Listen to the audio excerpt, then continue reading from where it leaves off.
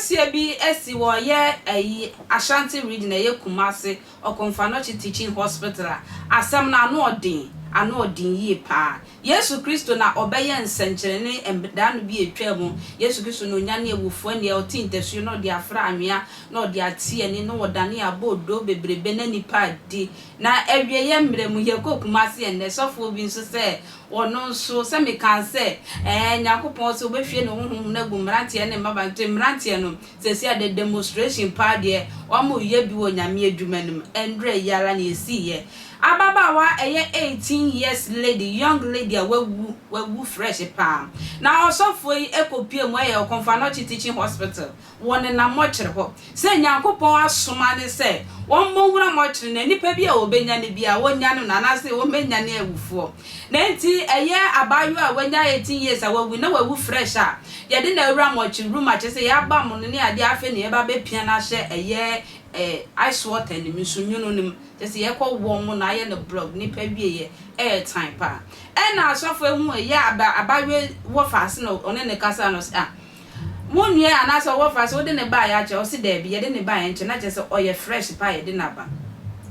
in fact I watch video now software ye papa samaya na se emunu dead body na oda ho no ne nse ye odi fifafa na netis won tutu na ningu fomo software kom ye koye me free Elijah free Moses mu nyina se wo mehye ne den na nka won fa abayi we emra nkwam na so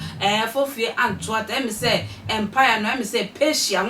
esuso mu ma endo owura Yesu Kristo nje na se onyankopon bozo mu ma wanti ansane ma amenyane abayo asabre se sofo se nimguase na atuno se nyame na anye na adwuma yio se nyame na enkasa yo so no na opeso oye bio so no na opeso trend wo social media so me no mienu nya ye momra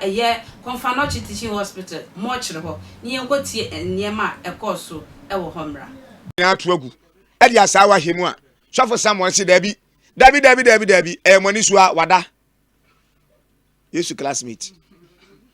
wasi wada ekuo ketua mon kare master Jesus ye wapam mo nyina se mo nyina mu bie tabi takum okumi tabi tawi ya no se ko ankoka nchiro bia sofo Samuel so ye Christ ne honam mudua o cheche Kristo anamon so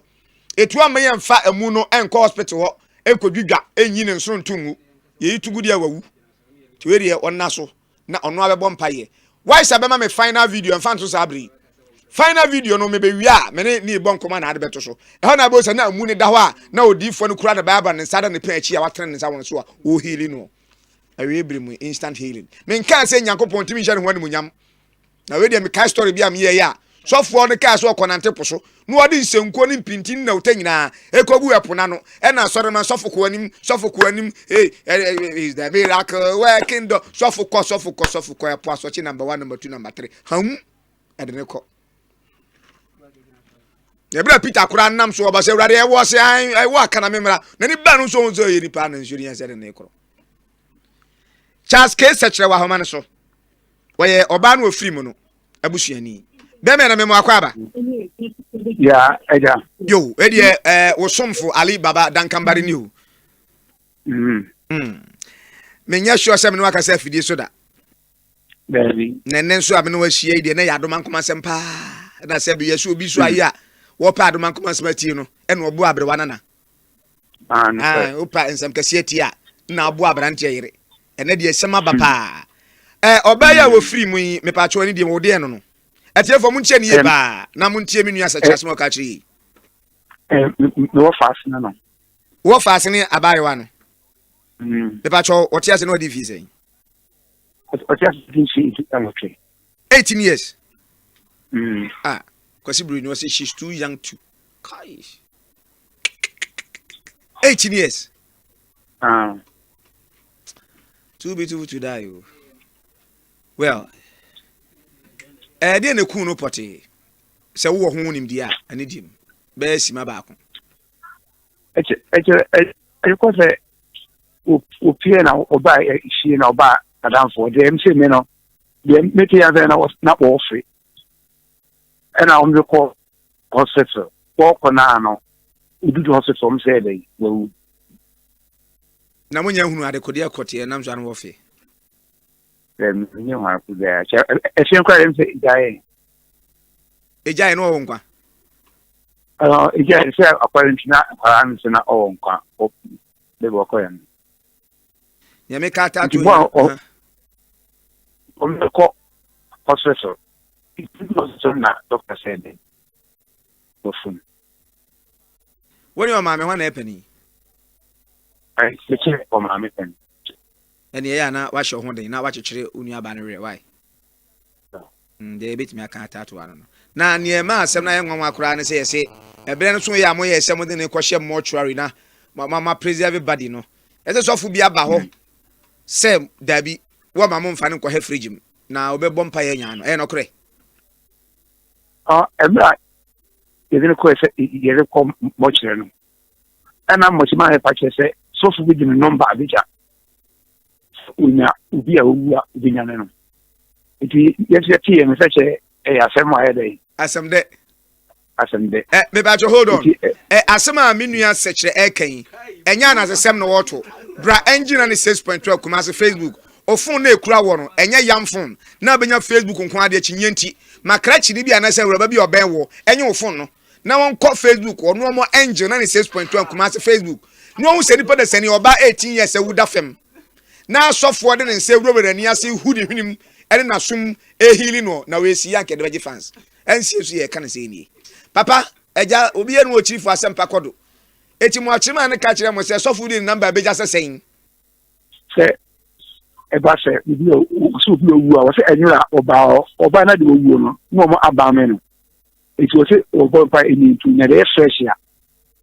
eti ye de wi ya ye de ko na mo chima na de tu ye ni ne so ne sa sempa ne fe no eti ono mo wo fle na wo enya no eti e chire ne se so fo na kasa e so ya o o nche se eni ni a wo ka ye no ibi aba ye se ye de ye number ija mo chima no iti oba ya na mo chima no so fle ye ene ja ye nyina ekusia hono no retu ye ni eti o se ne asempa no waka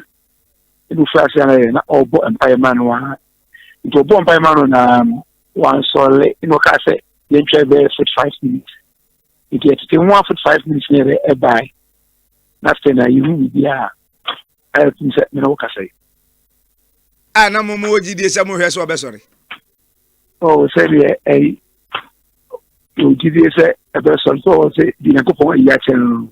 me ba cho akoda ne wuda ben akwa no enura anadwo no enura anadwo be se ade echi sabre be 11 on eti sabre ya about 12:40 something no na sofu ijira ho a wo bompa ya man no mo nya no a mo ne yes ade David sofu ndi anopa ye na ere en obai ebere ben no oba mu ne ho oba be no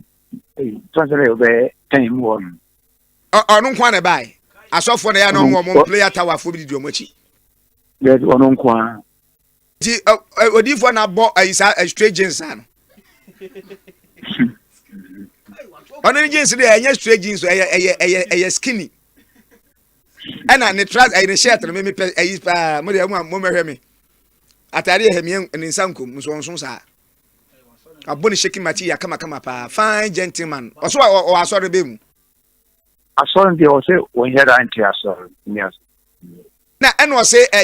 ebrebe na dom ne ba na so opesenka o yusu adom ma awurade no monyam da adie ana okonyi tumi wo ba bi na opesenka e manifest sabre ya na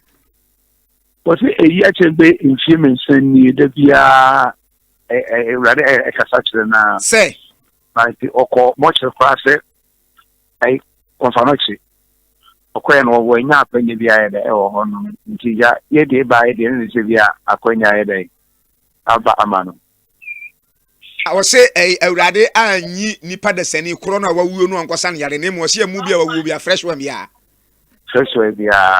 na sofo me da se oje bre etwem awie ye bre nsenkyerene ni bi na wo hwe no akua makra